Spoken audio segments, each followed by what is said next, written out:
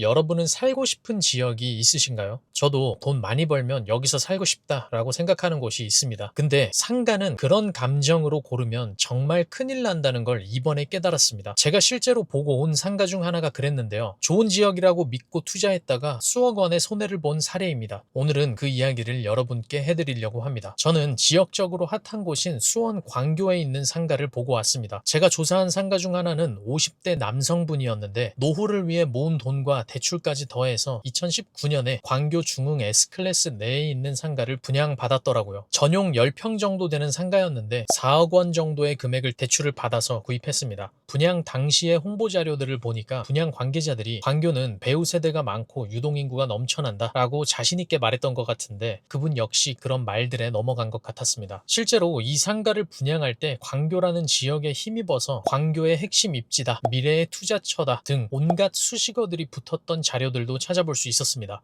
이 50대 남성은 계약서를 작성하고 매달 들어올 월세를 생각하면서 행복한 노후를 꿈꿨을 텐데 안타깝게도 그 꿈은 단 한 번도 현실이 되어주지 못했습니다. 이 남성이 구입한 상가는 2019년 분양 이후 지금까지 단 한 명의 임차인도 들어오지 않은 채 아직까지도 공실 상태를 유지하고 있었습니다. 나중엔 월세를 더 낮춰서 내놨는데 아무도 관심을 보이지 않았다고 하더라고요. 또한 대출 이자를 계산해 보니까 금리가 4%일 때 한 달 이자만 해도 120만 원이 넘는 돈이 나가고 있었습니다. 몇 년째 단 한 번도 월세를 받아본 적이 없는데 그 이자는 수년 동안 매달 꼬박꼬박 나가고 있었던 거죠. 노후를 위해 모은 돈에 대출까지 더해서 시작한 투자였을 텐데 돌아오는 수익은커녕 매달 빠져나가는 이자와 수억 원의 빚이 생긴 상태를 버텨내야 했던 그분의 마음이 어떨지 등기를 들여다보면서도 저도 모르게 마음이 굉장히 먹먹해졌습니다. 그럼 도대체 왜 이런 일들이 벌어졌는지 고민하고 생각을 해봤는데 현장에 가서 직접 확인해 보니까 이유는 명확했습니다. 상가의 공급량이 지나치게 많았던 겁니다. 이 아파트 단지 내에는 상가 개수만 600개가 넘게 있는데 수요는 굉장히 한정적이었습니다. 아무리 아파트 세대수가 많다고 해도 이 정도 공급량을 감당하려면 외부 수요도 들어와 줘야 되는데 외부에서는 이 상가로 올 이유가 없었던 겁니다. 게다가 아파트 주민들조차도 외부에 있는 더 좋은 상가들을 이용하면서 이 단지 내에 있는 상가는 점점 더 활기를 잃어간 게 아닌가 싶었습니다. 저는 이 경험을 통해서 다시 한번 크게 깨달은 게 있는데요. 그건 바로 아무리 좋아 보이는 지역이라도 상가 투자는 철저하게 주변 수요와 공급의 법칙을 따져야 한다는 겁니다. 그래서 지금 저는 상가를 볼 때 반드시 다음과 같은 사항을 체크하고 있습니다. 첫 번째, 이 상가를 실제로 사용할 배우 세대가 충분한가? 두 번째, 해당 상가가 사람들이 다니는 곳에 위치해 있는가? 세 번째, 주변의 공급량은 적당한가? 네 번째, 공실률은 낮은 편인가?